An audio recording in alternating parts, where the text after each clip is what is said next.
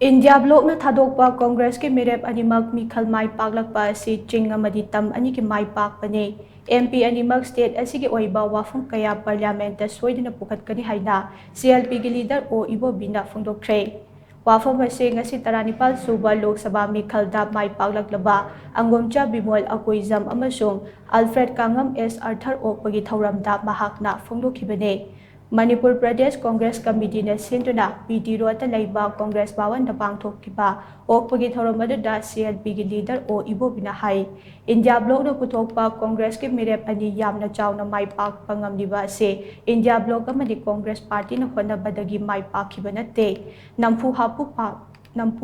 नमफु हापु पामद्रे हाइदुना अकीबा लेतना चोंथोरक्लिबा state असि मियामना माई पाखनखिबने मसिमक चिंग अमदि तमगी ओइना अचौबा माई पाकपा अमदे democracy दा हिंसा की मफम अमा लेते हाइबसे हंदकी मिखल असि फलना मयेक सेंगना ताकले ग्रासरूट लेवल दा थबक तौगदबा पंचायत के मिखल ngasi फावबा पांगथोक्तना थमलगा मखोइगी फुरित खाउदगी पुथोरकपा खरना एडमिनिस्ट्रेटिव कमिटी नि हाइदना पाइहलिबा से सुपनम शासन के अचौबा खुदम अमने असिगुम्बा सुपनम शासन असि पामद्रे असेंगबा अचुम्बा पामी हाइदा मियामना लेपिरकपा असिगी महिना माई पाकपने इंडिया ब्लॉक न पुथोकलिबा मिरेप अनि माई पाखनबिबगी दमक इंडिया ब्लॉक अमदे कांग्रेस के माइकैदगी तौबिमन खंगबा उतले हाइनसु महाकना फोंदोखि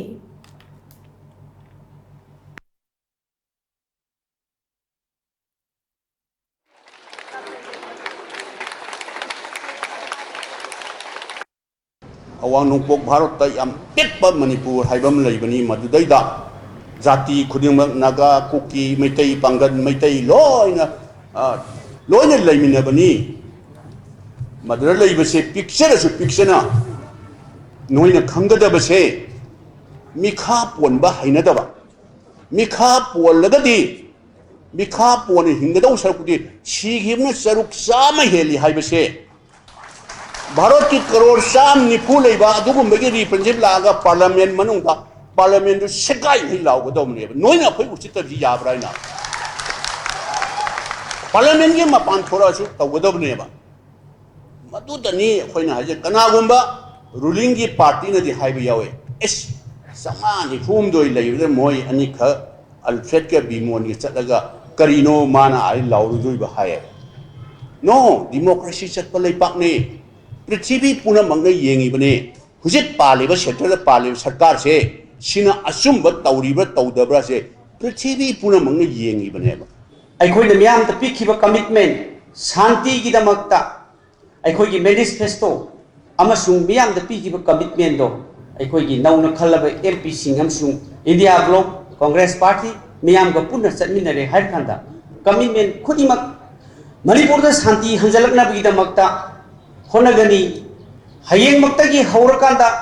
अखोई पॉलिसी प्रोग्राम तौरकांदा सोइदना अखोई मणिपुर दा थुबु मतमदा शांति हंजलकनाबगी कमिटमेंट मियाम प्रजागी असिगुम्बा हक की दमक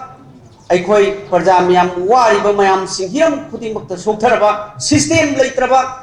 गवर्नेंस लेत्रबा येंगुबदा सोइरबा असिगुम्बा गवर्नमेंट से मणिपुर की लैमाइदगी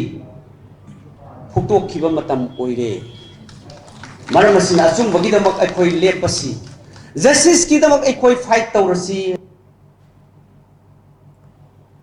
ओकपगी थौरम अदुगा मरी लेनना एमपीसीसी की प्रेसिडेंट के मेघचंद्रना हाई 19 सुबा लोकसभा मिखलदा इंडिया ब्लॉक न पुथोकपा अंगोमचा बिमोल अकोइजम अमसुंग अल्फ्रेड कांगम एस अर्थर माई पाखलखिबगी दमक इंडिया ब्लॉक अमदे एमपीसीसी की माइकैदगी तौबिमल खंगबा उतले हिरम कयादा असोइबना थल्लबा ngasi के लैंगाक असिदा करिगुम्बा वाफम अमता हाइबा यादबा शासन असे अखोइ पामद्रे हाइना मियामना चोंथोक पिरकपा असिमक थागतनिंगाइने मियाम की तौबिमल कांग्रेस अमसुंग इंडिया ब्लॉक ना मतम पुंबदा कावरोइ हाइना महाकना मखा ताखे